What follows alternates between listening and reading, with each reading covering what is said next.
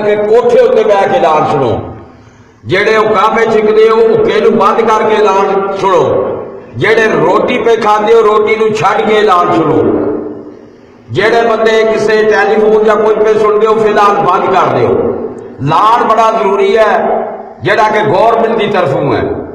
सब तो पहले तो ऐलान है, यह नोटिस मेरे हाथ में है, जेड़े बंदे नूं तकलीफ है ना या जेड़ा बंदा चीन गोलियां करता है वो इस ऐलान को सुन ले। यह नोटिस मेरे हाथ में है गौरमेंट की तरफों, कारी साहब को भी है तो हर मस्जिद में पहुंच चुका है।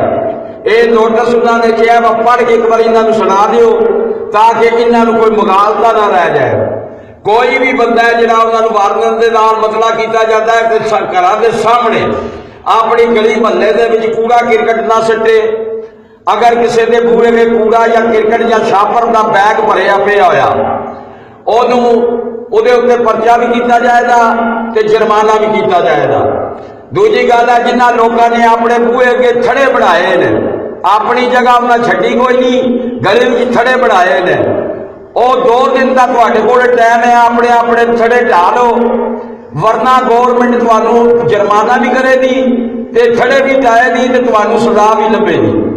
जेड़े बंदे या डंगर राह विच बंदे हो या किसी दे जिहड़ियां बीबियां रूड़ा सट्टण जांदियां ने उन्हां दीयां रूड़ियां दा भी जुर्माना होवेगा ते उन्हां दीयां जड़ियां नूं सजा भी होवेगी। ਉਹ बीबियां भी फजरी फड़ियां जाणदियां, उन्हां 2 दिन का टाइम दिता जे ते जिन्ना फाफड़ियां ते थापियां लाइयां ने कंधां ते जड़ियां कि मर्ज फलानियां रुपईयां वह भी वड्डे वड्डे अपनियां सामनो ऐदा ना लाओ। जिन्ना बंदियां ने वैणियां के उत्ते वैणियां बंद कीतियां ने या राह विच गटर बनाए ने या नजायज तजावत की है, यह गौरमेंट का नोटिस मेरे हाथ में है। जेड़े बंदे दीयां लत्तां विच जोर है ना वो गौरमेंट नाल जाके मुकाबला कर ले।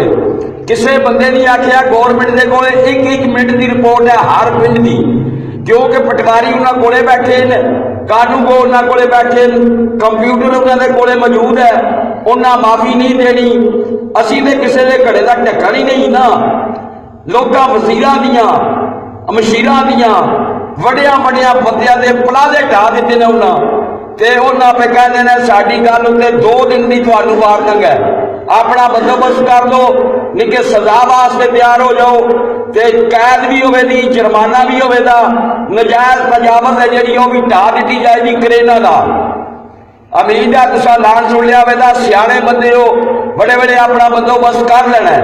बड़े बड़े का दिहाड़ा तो परसों का चौथ उन्होंने आ जाना है तो किसी वास्ते कोई माफी नहीं। ए जड़े बंदे राह की रेत सटाने हो बजरी सटाने हो वह भी अपना बंदोबस्त कर दो, कोई माफी किसी वास्ते नहीं है। ए तुसीं देखते हो पे साडी ते चवानी के मकान ने ना ते लोकां दे खरबां रुपइयां दे प्लाजे, खरबां रुपइयां दे पेट्रोल पंप, बड़े बड़े स्टोर उन्हें मिनट नहीं लाया। करेन तो बड़िया दूरों मंगाइया ने, जापान तो चाइना दियां करेना ने एक दंद पा दियां ने, 4 कोठियां ढांदियां ने। इस वास्ते करके ऐलान गौर नाल सुन लो, जी बीबी सवेरे रूड़ा के बूहे के पे आया या कोई छापर होया उहदे बूहे के पे आ या थापियां लांदी फड़ी गई उहदा नाम दर्ज हो जाना है। बंदे फिरदे ने सिविल कपड़ियां विच। इस वास्ते मेहरबानी करके अपनी इज्जत अपने हथों दी है, गौरमेंट नाल मत्था नहीं लाण आउंदा। जेड़ा काम चंगा होवे ना उन्होंने चंगिया आखो, जिंदगी भी होवे इस गौरमेंट की। इन्होंने बड़ा अच्छा इसी साहब ने उतले जनाब वजीर आला सरदार उस्मान बुज़दार और उसको वड्डी क़यादत इमरान खान, चीफ जस्टिस साकिब निसार साहब अमल है कि पाकिस्तान नूं इन्होंने तबाह बर्बाद कर दिता है। लोगों ने जमीनों उत्ते कब्जे कर ले, राह विच थड़े बना ले, शेड अगे कढ़ ले ते कहते हैं माफी हुण किसी वास्ते नहीं। 2 दिन का टाइम जे नोटिस मेरे हाथ में है। जिस बंदे को कोई शक होवे कारी साहब को नोटिस भेज, हर मस्जिद में नोटिस पहुंच चुके हैं। अपनी इज्जत अपने हाथ से 2 मिनट दिन का टाइम जे अपने अपने थड़े अपने अपनियां जी तजावत की उठा लो, वरना करेना पै जानियां।